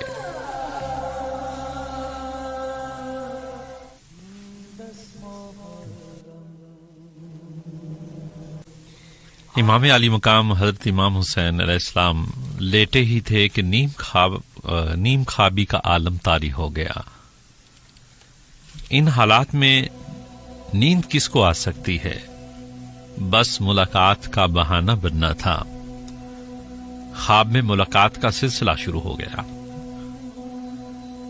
تاجدار کون و مکان امام الانبیاء صلی اللہ علیہ وآلہ وسلم نے اپنے نواسے کے سینے پر اپنا دست اقدس رکھا اور دعا فرماتے ہیں، اے خداوند قدوس میرے حسین کو صبر عطا فرما اور اجر عظیم عطا کر۔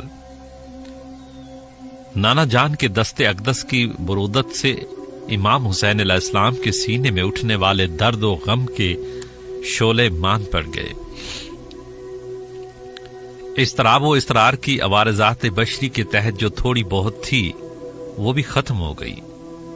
نانا نے نواسے کے سینے پر ہاتھ کیا رکھا، سینے میں صبر و رضا کا خزانہ بھر دیا، دل میں سکون و اطمینان کے سمندر بند کر دیے، شوق شہادت کے جذبات کی دنیا آباد کر دی۔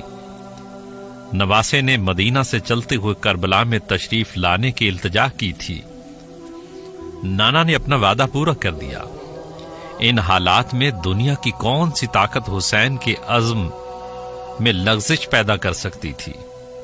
کربلا کے دشت لالا زار میں امتحان لینے والے بھی مصطفیٰ ہیں اور امتحان دلوانے والے بھی مصطفیٰ۔ پھر اس امتحان میں کس طرح کی کمی رہ سکتی تھی؟ جس معلم نے تعلیم دی ہو اگر وہی ممتحن بن کر آئے تو پھر پرچے کتنے آسان ہو جاتے ہیں۔ سرکار دو عالم صلی اللہ علیہ وآلہ وسلم نے ارشاد فرمایا کہ میرے حسین، ہم ہر مقام پر تمہارے ساتھ رہیں گے، کسی بھی قسم کے اضطراب کی ضرورت نہیں۔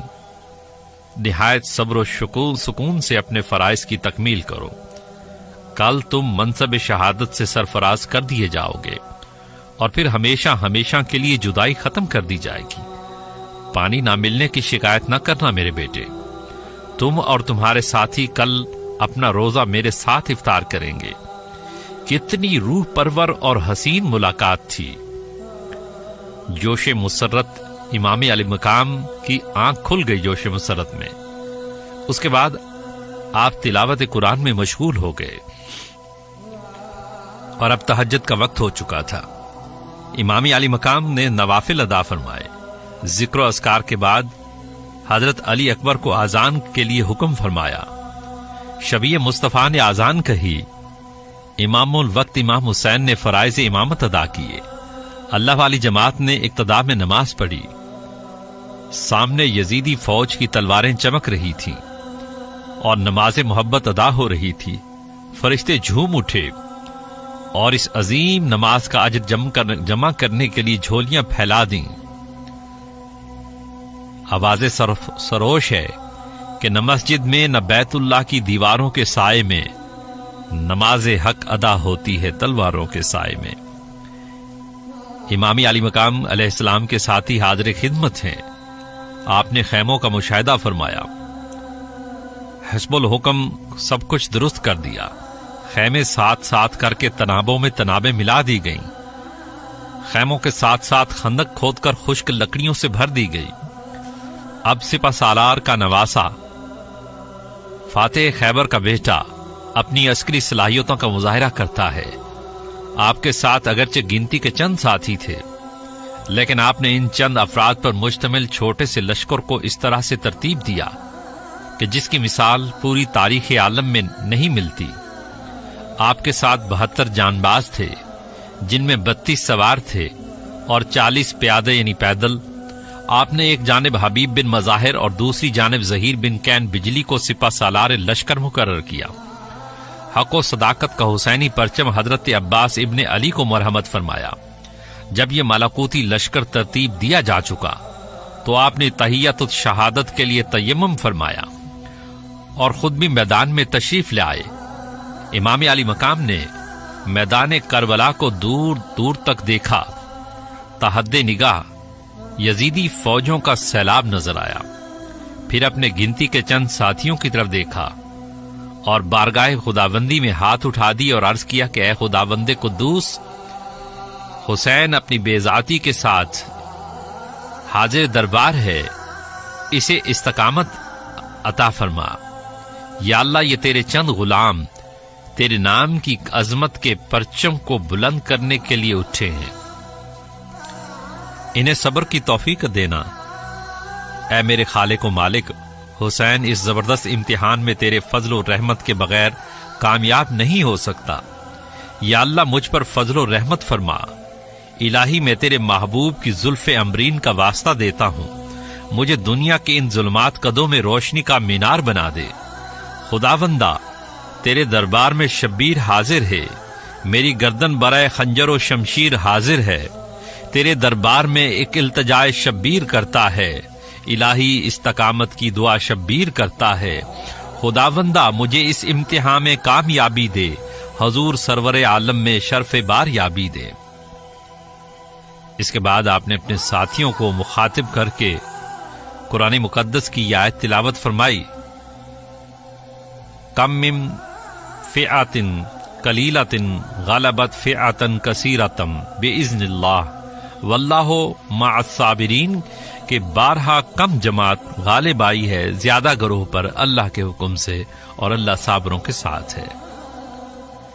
اور پھر فرمایا، غالب آنے کا انحصار زندگی اور موت پر نہیں، غلبہ یہی ہے کہ گردن کٹتی ہے تو کٹ جائے، لیکن حق و صداقت کے پرچم کو سرنگوں نہ ہونے دیا جائے۔ چند لمحوں کی مہمان عارضی زندگی کو راہ خدا پر قربان کر کے ابدی حیات کے مالک بننے کا نام ہی غالبانہ ہے۔ غالب وہی ہے جو ظلم و ستم کے ہر وار کو اپنے سینے پر کھائے، وہی غالب ہے جو میدان جہاد سے پشت پھیر کر نہ دوڑے۔ غالب وہی ہے جو حق و صداقت کے تحفظ کے لیے قلت و کثرت کی پرواہ کیے بغیر اپنی جان کی بازی لگا دے۔ غالب وہی ہے جو صبر و استقامت کا پیکر بن کر باطل کے سامنے ڈٹ جائے۔ غالب وہی ہے جو ہر مصیبت کو پوری رضامندی سے قبول کرے۔ غالب وہی ہے جو ظلم و جبر کے طوفانوں کے سامنے صبر و شکر کی چٹان بن جائے۔ غالب وہی ہے جس کا سینہ زخموں سے چھلنی ہو مگر حرف شکایت زبان پر نہ آئے۔ اور انشاءاللہ ہم غالب رہیں گے، فتح ہمیشہ حق کی ہوگی، ہم جانے دے کر بھی انشاءاللہ فاتح قرار پائیں گے، ہر حالت میں فتح ہماری ہوگی، اس لیے کہ ہم حق پر ہیں اور حق ہمارے ساتھ ہے۔ پھر آپ نے فرمایا کہ خیمہ کے پیچھے خندق کی لکڑیوں کو آگ دو تاکہ عقب کے حملہ کی بھی روک ہو جائے اور خیموں کی بھی حفاظت ہو جائے۔ امام علی مقام کے حکم سے لکڑیوں کو آگ لگا دی گئی۔ سامعین، جنگ بدر ہوئی تو لشکر کفار کی تعداد 1000 اور سپاہ مصطفیٰ کی تعداد 313 تھی۔ 3 گنا فوج سے ٹکرانا بھی بہت بڑی بات ہے، لیکن کربلا کے میدان میں شہزادہ مصطفیٰ کے مقابلہ میں آنے والے شریران امت کی تعداد 300 گنا زیادہ تھی۔ 72 کے مقابلہ میں 22,000، ایک کے مقابلہ میں 300۔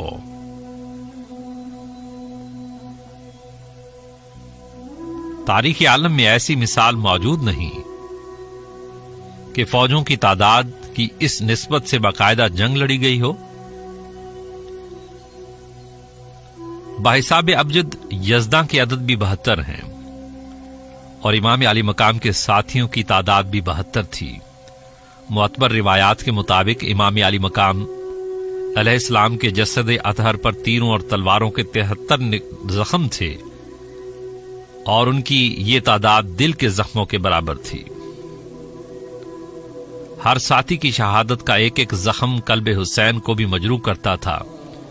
72 زخم جوانوں کے ذبح ہونے کے تھے، اور 73واں زخم ایک معصوم بچہ کی شہادت کا تھا، وہ معصوم بچہ جو پانی کے چند قطرے چاہتا تھا مگر اسے زہر میں بجھا ہوا تیر ملا۔ یزدان کے عدد 72 ہیں، قوت یزدان کا ظہور حسین کی طرف تھا۔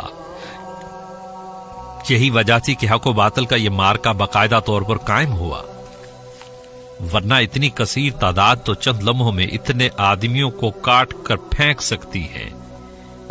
ان حالات میں باقاعدہ جنگ اور مقابلہ حیران کن اور حیرت انگیز ہے۔ مورخ انگشتہ بندنداں رہ جاتا ہے، اپنی انگلیاں منہ میں لے بیٹھ جاتا ہے، اس کو یک طرفہ کاروائی قرار دینے پر مجبور ہو جاتا ہے، مگر اس یک طرفہ کاروائی میں بھی ابن حیدر کرار نے قوت خیبر شکن کا پورا مظاہرہ فرمایا۔ کوئی اور ہوتا تو ان مایوس کن حالات میں دم گھٹ کر مر جاتا، مقابلہ کسی اور شخص سے ہوتا تو یزید کی اتنی بڑی فوج اپنا ایک شخص قتل کرائے بغیر اپنے مقصد میں کامیاب ہو جاتی، مگر ان کا مقابلہ حسین سے تھا، اس امام حسین سے جس کے سینے میں محمد عربی کا نور جلوہ بار تھا، جس کی رگوں میں حیدر کرار کا خون گردش کر رہا تھا، جن کے خون میں فاطمہ کے دودھ کی غیرت اور طہارت رچی ہوئی تھی۔ کون امام حسین؟ جس کی قربانی سے باطل کا کلیجہ کٹ گیا، سامنے تھا جو ہزاروں کے اکیلا ڈٹ گیا۔ یزید کے ہمنوا بھی یہیں پر عوام کو دھوکہ دیتے ہیں کہ وہ اپنی نام نہاد تاریخی ریسرچ کے ساتھ یہ دلیل پیش کرتے ہیں کہ واقعہ کربلا افسانہ نگاروں کا تخیل ہے، جس میں خواہ مخواہ حسین کے چند ساتھیوں کو ہیرو بنا کر پیش کیا گیا، حالانکہ سپاہ شام نے انہیں چند لمحوں میں ختم کر دیا تھا۔ مگر یہ محقق صاحبان بھول جاتے ہیں کہ سپاہ یزید سے ٹکرانے والا فاتح خیبر حیدر کرار کا بیٹا حسین تھا۔ کون امام حسین؟ جس نے تلواروں کی جھنکار کے پس پردہ وہ مسکراتی ہوئی ابدی زندگی کا پردہ اٹھایا، جس نے عروسہ شہادت کے حسن و جمال جہاں آرا کو بے نقاب کر دیا، جس نے موت کے گھونگٹ میں چھپی ہوئی حیات سرمدی کے رخ سے آنچل اٹھا دیا، جس نے دنیا والوں کو ہمیشہ زندہ رہنے کا سلیقہ سکھا دیا اور اشکار کر دیا کہ لاکھ ابھرے پر کبھی باطل ابھر نہیں سکتا، موت سے بھی زندہ و جاوید مر نہیں سکتا۔ کون امام حسین؟ جس کا دعویٰ تھا کہ حکومت کی پائیداری کا راز روحوں پر حکومت کرنے میں ہے، جسموں پر نہیں، اور پھر اس نے اپنے اس عظیم دعویٰ کی دلیل بن کر دنیا والوں کو کربلا کے میدان میں دکھا دیا۔ یزید نے حکومت کرنے کے لیے جسموں کا سہارا لیا تھا، یزید مر گیا تو اس کی حکومت بھی مر گئی۔ حسین مملکت روحانیت کے تاجدار تھے، آپ کی سلطنت کا دار و مدار مملکت ارواح پر تھا۔ پھر آپ جس میں نازنین کٹ جانے پر بھی ان کی حکومت مومنوں کے قلوب اور ارواح پر تا ابد الآباد قائم و دائم ہے۔ یزید کا خیال تھا کہ میرے ظلم و جبر کی تلوار انسان کامل کا گلا کاٹ دے گی تو انسانیت مر جائے گی،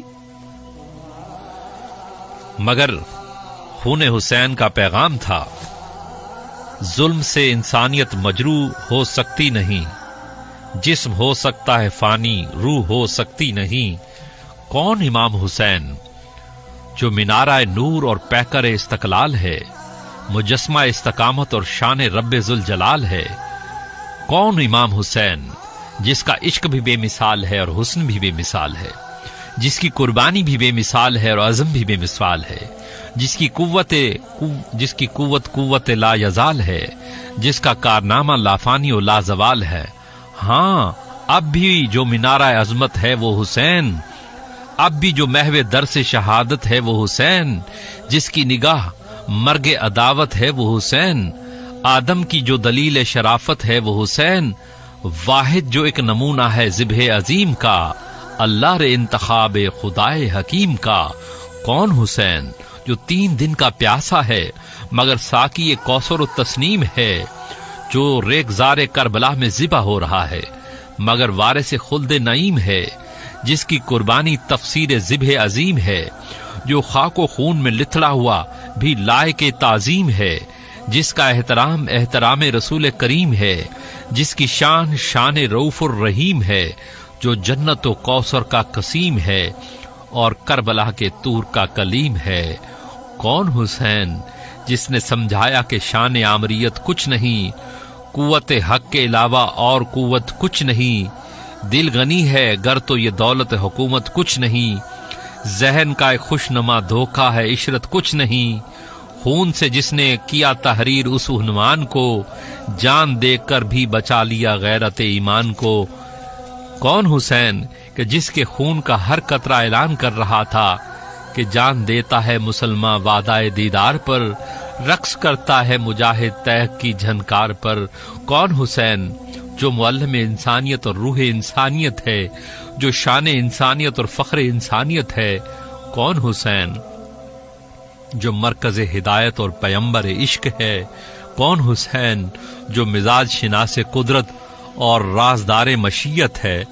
کون حسین جس کا خمیر نبوت اور جس کا ضمیر رسالت ہے، جو صاحب مزاج نبوت ہے وہ حسین، جو وارث ضمیر رسالت ہے وہ حسین، جو واقف اشارہ قدرت ہے وہ حسین، جس کا وجود فخر مشیت ہے وہ حسین، غازہ ہے جس کا خون رخ کائنات کا، ہر قطرہ کوہ نور ہے تاج حیات کا۔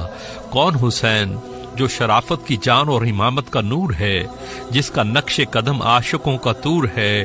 کون حسین کہ جس کے سر اقدس پر امامت کا تاج ہے، زیر خنجر جس کی معراج ہے، زمانہ جس کا محتاج ہے اور وہ خود لا یحتاج ہے، اشکوں کے موتی جس کا خراج ہے، روحوں پہ جس کا راج ہے، غریبوں کی جس کو لاج ہے، جو معرفت کا سراج ہے اور امت کے سر کا تاج ہے۔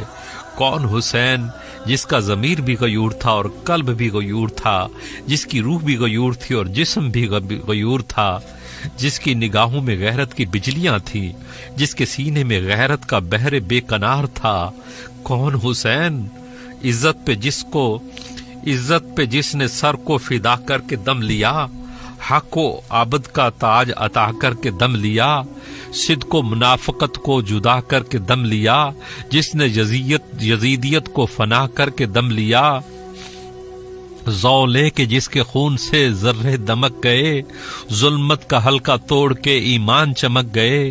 کون حسین جس نے روح اسلام کو کفر و الحاد کے شکنجے میں جکڑا ہوا دیکھا تو اسے آزاد کروانے کے لیے حجرہ بطول سے کربلا میں آ گیا۔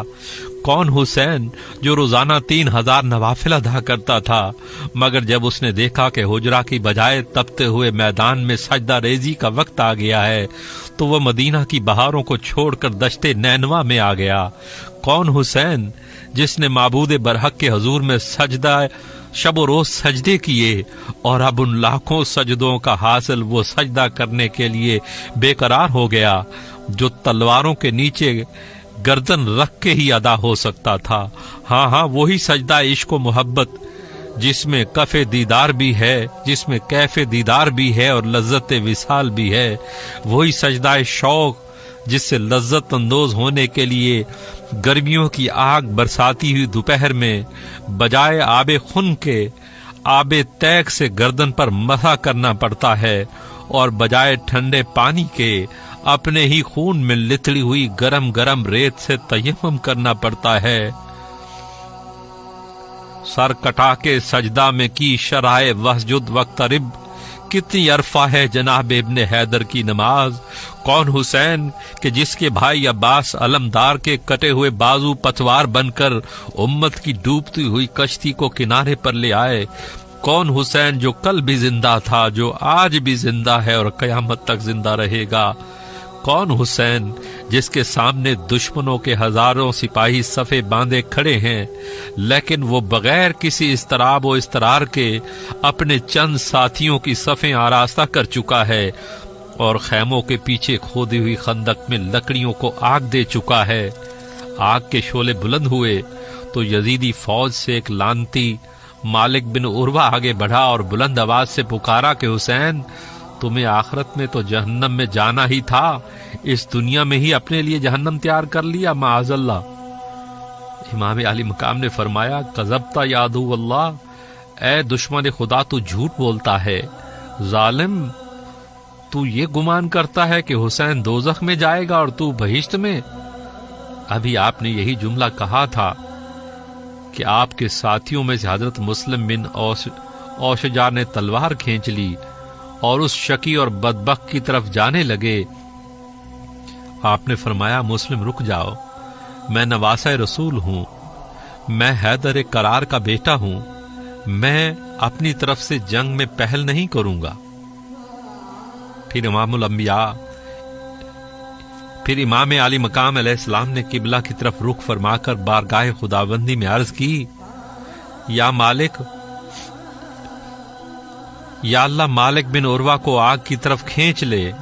امام علی مقام کے یہ الفاظ تھے یا قہر و غضب کی بجلیاں ایک دم مالک بن عروہ پر ٹوٹ پڑیں۔ دعائے مظلوم تھی، فوراً باب اجابت سے ٹکرائی۔ مالک بن عروہ کا گھوڑا ڈر کر بھاگ اٹھا اور اپنے دھیان میں اوپر بیٹھا تھا، لگام پر ہاتھ مضبوط تھے، گرنے لگا تو زین کو مضبوطی سے پکڑا اور اوپر لیٹ گیا۔ گھوڑا ادھر ادھر میدان میں بھاگتا رہا، اس نے چاہا کہ چھلانگ لگا دوں لیکن پاؤں رکاب میں الجھ گیا۔ ہمت سے کام لے کر پاؤں نکالنے کی کوشش کی تو اس وقت اسی آگ تک پہنچ چکا تھا جو خیموں کے پیچھے امام نے جلا رکھی تھی۔ اب کیا تھا، بے سود تو ہو چکا ہی تھا، آگ میں گرا اور واصل جہنم ہو گیا، اور گھوڑا بھاگتا ہوا پھر واپس ہو گیا۔ اس لعین کا یہ حشر دیکھا تو امام علی مقام علیہ السلام نے سجدہ شکر ادا کیا اور پھر بلند آواز میں فرمایا کہ یا اللہ، ہم تیرے رسول کے اہل بیت اور اولاد ہیں، ہماری ظالموں کے مقابلہ میں داد رسی فرما۔ یزیدی فوج کے ہراول دستہ نے بھی آپ کی یہ گفتگو سنی۔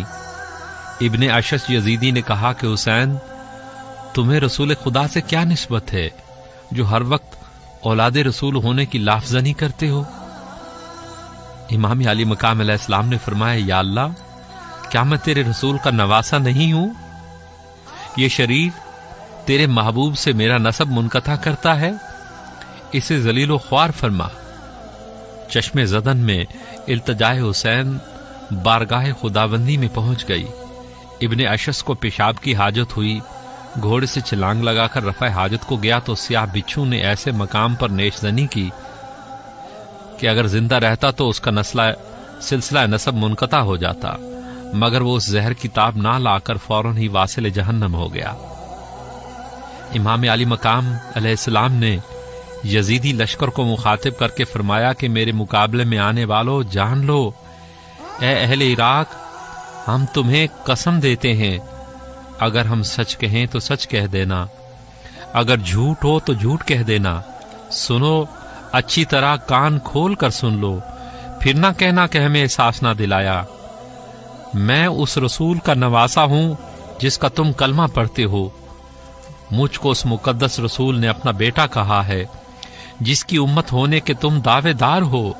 میں اس ماں کا بیٹا ہوں جس کو رسول خدا نے اپنا ٹکڑا کہا۔ سیدۃ النساء العالمین نے فرمایا، میرے باپ کا نام حیدر کرار ہے، وہی حیدر کرار جس کو تم اپنا روحانی پیشوا مانتے ہو، جس کے ہاتھوں پر تم نے بیعت کر رکھی ہے۔ ہاں وہی حیدر کرار جس کو رسول اللہ نے اپنی جان کہا ہے، جس کے خون کو اپنا خون اور جس کے گوشت کو اپنا گوشت کہا ہے۔ میری رگوں میں اسی حیدر کرار کا خون ہے۔ میں حسین ہوں جس کو رسول خدا نے اپنی خوشبو فرمایا ہے، اپنے گلشن کی بہار کہا ہے، نوجوانوں نے جنت کا سردار کہا ہے، اور پھر یہ بھی فرمایا کہ حسین مجھ سے ہے اور میں حسین سے ہوں۔ ہاں، میں وہی حسین ہوں جس کو تم نے سینکڑوں خطوط لکھ کر بلوایا ہے۔ پھر آپ نے نام لے کر مخاطب فرمایا، کہاں ہے ابن سرو، کہاں ہے مختار سقفی، کہاں ہے رعا بن شداد، کہاں ہے عارب رکار، کہاں ہے عمرو بن سعد، کہاں ہے عمرو بن الحجاج، کہاں ہے عبد الرحمن بن مخفف؟ آؤ اور مجھے سامنے آ کر جواب دو، میں نے سچ کہا ہے یا جھوٹ؟ اگر سچ کہا ہے تو پھر بتاؤ کہ تم بدل کیوں گئے ہو؟ کیا تمہیں معلوم نہیں کہ میرے سر پر امام الانبیاء صلی اللہ علیہ وآلہ وسلم کی دستار ہے؟ کیا تم نہیں جانتے کہ میری گردن میں حیدر کرار کی تلوار حمائل ہے؟ کچھ تو جواب دو، تمہاری زبانیں کیوں گونگ ہو گئی ہیں؟ ظالمو، تم نے اپنے خطوط میں مجھے اپنا امام تسلیم کر لیا تھا، تم اب اندھے کیوں ہو گئے ہو؟ کوفیوں کے سر شرم و ندامت سے جھک گئے۔ یہ ندامت نہیں، ڈھٹائی اور بے حیائی تھی۔ ایک آواز آئی، حسین تم جھوٹے ہو۔ فرمایا لعنت اللہ علی الکاذبین۔ کس نے کہا؟ کسی نے کہا کہ حسین اپنی بات کو ختم کرو، کیوں مغز چاٹ رہے ہو؟ آپ نے فرمایا الحمدللہ، حسین نے اتمام حجت کا حق ادا کر دیا۔ حسین علیہ السلام جانتے تھے ایک گروہ پیدا ہوگا جو کوفیوں کو بریء ذمہ قرار دینے کی کوشش کرے گا۔ یہ اتمام حجت اس لیے تھا۔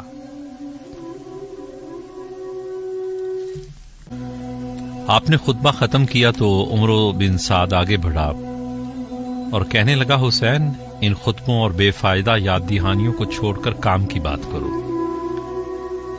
یا تو یزید کی بیعت اور ابن زیاد کی اطاعت کو، یا پھر جنگ کے لیے تیار ہو جاؤ تاکہ میں تمہیں قتل کر کے اپنا انعام حاصل کر سکوں۔ ابن سعد نے اپنی فوج کو مخاطب کر کے کہا کہ تم ابن زیاد اور امیر کے سامنے گواہی دو گے کہ حسین کی طرف پہلا تیر چلانے والا ابن سعد تھا۔ پھر اس نے تیر کمان میں رکھا اور شہزادہ رسول کی طرف چلا دیا۔ تیر خطا گیا۔ امام علی مقام علیہ السلام نے تلوار کھینچ لی اور فرمایا کہ یہود و نصارہ پر خدا کا غضب ہوا کہ انہوں نے عزیر علیہ السلام اور عیسیٰ علیہ السلام کو خدا کے بیٹے مان لیا اور اپنے پیغمبروں کی شان میں غلو کی حدوں سے بھی بڑھ گئے، مگر افسوس تم اس قدر پستی کی طرف آ گئے کہ اپنے پیغمبر کے بیٹے کو ذبح کر دینا چاہتے ہو۔ کربلا معلی میں امام علی مقام علیہ السلام کی طرف پہلا تیر چلانے والا ابن سعد تھا، سعید باپ کا شکی بیٹا، جنتی باپ کا جہنمی بیٹا۔ اسے اتفاق کی بات کہہ لیجئے یا اسرار الہیہ کا نام دے لیں۔ اس ملعون کے باپ کا نام سعد بن ابی وقاص رضی اللہ تعالیٰ عنہ ہے۔ جنگ احد میں کفار کی طرف پہلا تیر انہی نے چلایا تھا۔ کون؟ سعد بن ابی وقاص رضی اللہ تعالیٰ عنہ، جس کی کمان میں سرکار دو عالم صلی اللہ علیہ وسلم کے پکڑائے ہوئے تیر چلتے تھے۔ سعد بن ابی وقاص رضی اللہ تعالیٰ عنہ کے ہاتھ میں کمان تھی، امام الانبیاء صلی اللہ علیہ وسلم کے ہاتھ میں تیر تھے۔ آپ تیر پکڑ کر فرماتے کہ سعد، تجھ پر میرے ماں باپ قربان، کفار پر تیر چلاؤ۔ پھر تیر کیسے خطا ہوتے؟ سعد رسول اللہ صلی اللہ علیہ وسلم کے سامنے ڈھال بن کر کھڑے تھے۔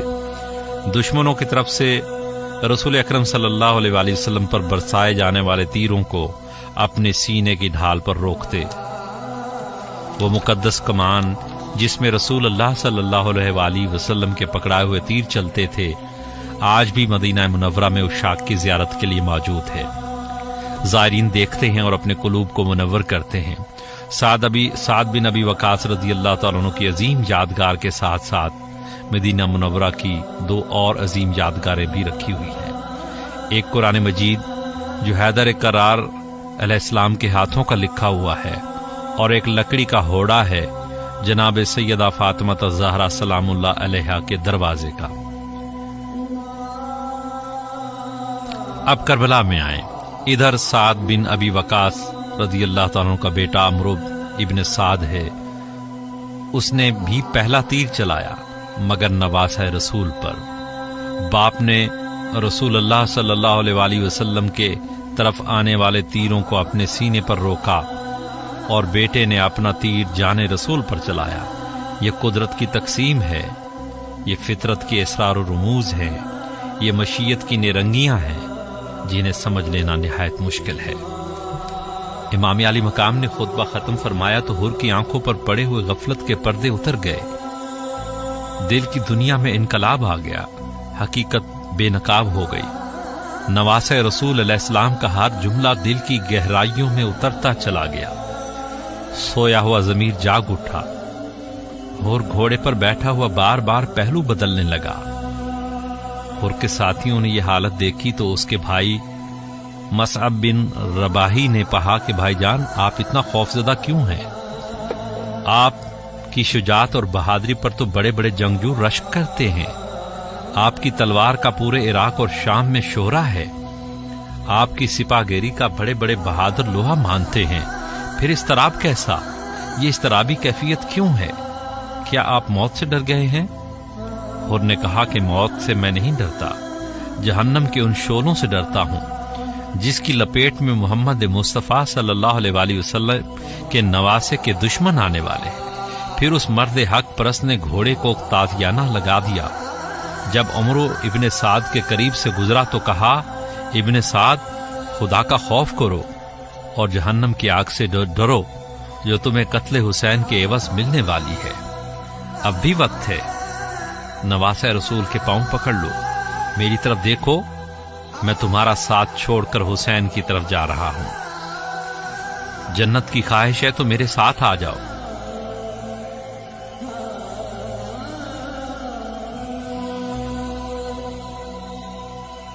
لیکن ابن سعد کب یہ بات مانتا؟ اسے تو رائے کی حکومت حاصل کرنا تھی۔ یہ مختصر پیغام دینے کے بعد ہور گھوڑا دوڑاتا ہوا چشمے زدن میں یعنی آنکھ جھپکتے ہی امام علی مقام علیہ السلام کے سامنے پہنچ گیا۔ گھوڑے سے چھلانگ لگائی اور امام کے قدموں میں گر پڑا۔ شہزادہ رسول نے پوچھا، ہور کیوں آئے ہو؟ عرض کیا، آقا آپ ہی نے تو بلایا ہے۔ پوچھا، کیا چاہتے ہو؟ عرض کیا، اپنے جرم و گناہ کی معافی چاہتا ہوں۔ یا امام الوقت، میں نے بڑا جرم کیا، شہزادہ کونین میں گنہگار ہوں، آپ پر یہ سب مصیبت میری ہی وجہ سے آئی ہے۔ حضور میں بڑا خطا کار ہوں، میں نے آپ کے قافلے کو روکا تھا، آپ کو اپنے ساتھ چلنے پر مجبور کیا تھا۔ اے جگر گوشہ بطول، میں نہیں جانتا تھا کہ یہ لوگ اس قدر سنگ دل ہو جائیں گے۔ مجھے یقین تھا کہ یقیناً کوئی پرامن حل تلاش کر لیا جائے گا۔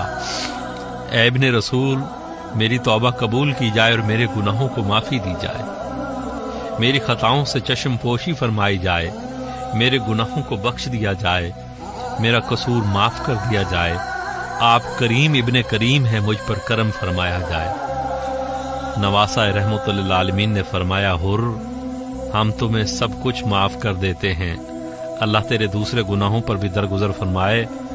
تو نے تو ہمیں موقع دیا تھا کہ ہم تمہارے لشکر کی زد سے نکل جائیں، اور یہ تیری خطا کا کفارہ تھا، مگر ہمیں تو ہر حالت میں اسی مقام پر آنا تھا، اور تمہیں بھی یزیدیوں کو چھوڑ کر آنا تھا۔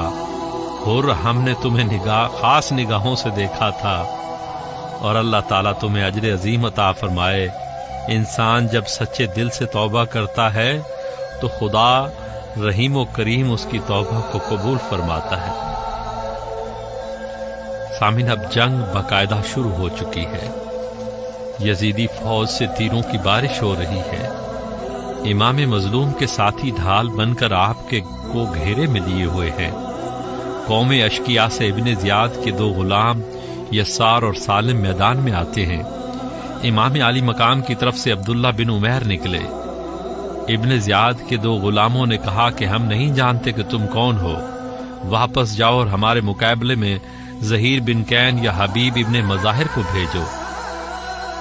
عبداللہ بن عمیر غضبناک ہو گئے، غصے سے یسار کو مخاطب کیا، وہ بدکار عورت کے بیٹے، تم مجھے نہیں جانتے؟ تم میرے ساتھ لڑنا اپنی توہین سمجھتا ہے؟ میں شبیر کا سپاہی ہوں، پہلے مجھ سے لڑو، پھر بڑے بڑے بہادروں کو بھی بلا لینا۔ یہ کہا اور تلوار چلا دی۔ تلوار بجلی کی طرح چمکی اور اس کے سنبھلنے سے پہلے ہی اس کا کام تمام کر دیا۔ سالم نے ساتھی کا حشر دیکھا تو نیزہ تان کر وار کر دیا۔ عبداللہ رضی اللہ تعالیٰ عنہ نے ڈھال پر روکا، دونوں طرف سے وار ہوتے رہے، آخر سالم بھی واصل جہنم ہو گیا۔ यजीदी लश्कर का पूरा दस्ता पहुंच गया। शबीर का अकेला सिपाही तैगो सन्नान के जोहर दिखा रहा है। अब्दुल्ला की बीवी उम्मे वहाब भी साथ थी। शोहर को दुश्मनों में घिरे हुए देखा तो बेकरार होकर लकड़ी की लाठी उठाई और मैदान की तरफ दौड़ी। अब्दुल्ला ने लड़ते लड़ते उसे देखा तो जोर से चिल्लाए, उम्मे वहाब वापस चली जाओ, ये औरतों की लड़ाई नहीं है। लेकिन वो बीबी ना रुकी। इमाम अली मकाम अलैहिस्सलाम ने आवाज दी, उम्मे वहाब रुक जाओ। उम्मे वहाब रुक गई। आपने फरमाया, अल्लाह तुझ पर रहमत करे, जिहाद औरतों पर फर्ज नहीं है, वापस पलट जाओ। अब्दुल्ला दुश्मनों में पूरी तरह घिर चुके थे। तलवारों की बाढ़ आ रही थी। यूं रेगज़ारे करबला का पहला शहीद दाद शिजात देते हुए जाम शहादत नोश कर गया। इन्ना लिल्लाहि व इन्ना इलैहि राजिऊन। अब्दुल्ला बिन उमैर रदी अल्लाह तआला अन्हु को शहीद कर देने के बाद अमरो बिन साद के बाएं बाजू के चंद दस्ते हमला आवर हुए तो इमाम अलैहिस्सलाम के साथी जमीन पर घुटने टेक कर खड़े हो गए। नेज़े उठा दिए। नेज़ों की अन्नियां सीधी दुश्मनों के घोड़ों की गर्दनों तक पहुंच जाती हैं। कई एक घोड़े जख्मी हो गए और फौजी अश्किया आगे बढ़ने की बजाय वापस लौट गई। फिर एक का मुकाबला एक से शुरू हो गया। इमाम अली मकाम अलैहिस्सलाम का एक एक सिपाही इजाजत तलब करके मैदान में जा रहा है और अपनी शजात के जोहर दिखा रहा है। जाबरी खानदान के दो नौजवान इमाम अली मकाम की खिदमत में हाजिर हुए। उनकी आंखों से आंसू जारी थे। इमाम अली मकाम अलैहिस्सलाम ने फरमाया, इब्ने अखी क्यों रोते हो? अभी चंद लम्हों बाद तुम भी चश्मा कौसर पर पहुंच जाओगे। उन्होंने रोते हुए जवाब दिया, या इमाम, हम अपने लिए नहीं रोते, हमें तो आपकी मुसीबत पर रोना आता है। हमें तो इस बात पर रोना आता है कि दुश्मन ने आपको चारों तरफ से घेर रखा है, मगर हम आपके किसी काम नहीं आ सकते। काश हमारी 1000 जानें होती और हम बार बार आप पर कुर्बान होते रहते। इस तरह शायद खूंखारों का कलेजा ठंडा हो जाता और आप बच जाते। इमाम अली मकाम अलैहिस्सलाम ने फरमाया कि मेरे बेटो, अल्लाह तुम्हें इस नेक जज्बे की जज़ा अता फरमाए। हम सब एक ही मकाम पर जमा होने वाले हैं। ये मशीयत इलाहिया है जिसको हर हालत में तस्लीम करना ही पड़ता है। फिर उन नौजवानों ने मैदान में जाने की इजाजत मांगी। इमाम अली मकाम ने खुदा हाफिज फरमाकर इजाजत अता फरमा दी। दोनों नौजवान मैदान में आए और एक एक को बुलाते रहे और कत्ल करते रहे। दुश्मन ने बहादुरों की तलवारों के जोहर देखे तो पूरा दस्ता भेजकर घेरे में ले लिया। हुसैनी सिपाहियों ने पूरी जवामर्दी से सिपाहियों के पूरे दस्ते से मुकाबला किया। वो दुश्मनों का मुकाबला भी कर रहे थे और बुलंद आवाज से अस्सलामु अलैकुम या इब्ने रसूल अल्लाह भी पुकारते जा रहे थे। बिलाखिर जिस्मों पर तीरों और तलवारों के कई जख्म खाने के बाद जाम शहादत नोश कर गए। इन्ना लिल्लाहि व इन्ना इलैहि राजिऊन। उनके बाद हजरत हंजला इब्ने असद रजी अल्लाह तआला अन्हु इमाम अली मकाम से इजाजत तलब करके मैदान जंग में आ गए। मैदान जंग में घोड़ा फिराते हुए कौमी अश्किया को मुखातिब करते हुए फरमाया, मैं डरता हूं कि तुम पर कौम आद व समूद की तरह आज़ाब मुसल्लत न किया जाए। अभी इब्ने रसूल के चंद साथियों की जाने राह खुदा पर कुर्बान हुई हैं। अभी इब्ने रसूल और आपका खानदान महफूज है और अभी वक्त है कि तुम खुद को अज़ाब इलाही से बचा लो। याद रखना, हुसैन को कत्ल करके तुम चैन की जिंदगी बसर नहीं कर सकोगे। जनाब हंजला रज़ी अल्लाह तआला अन्हु अभी गुफ्तगू कर ही रहे थे कि इनके गिर्द कई तीर सनसनाते हुए आकर गिरे और साथ ही आवाज आई कि तकरीर खत्म करो। इसके बाद मुकाबला शुरू हो गया। शबीर का सिपाही बड़ी जवान मर्दी से लड़ता रहा और दुश्मनों को वासिल जहन्नम करता रहा। जी सामने मोहतरम, इसके बाद क्या हुआ समात फरमाइएगा कल के प्रोग्राम में। अल्लाह ताला से दुआ है कि हमें अहले बैत के नक्शे कदम पर चलने की हमें तौफीक अता फरमाए।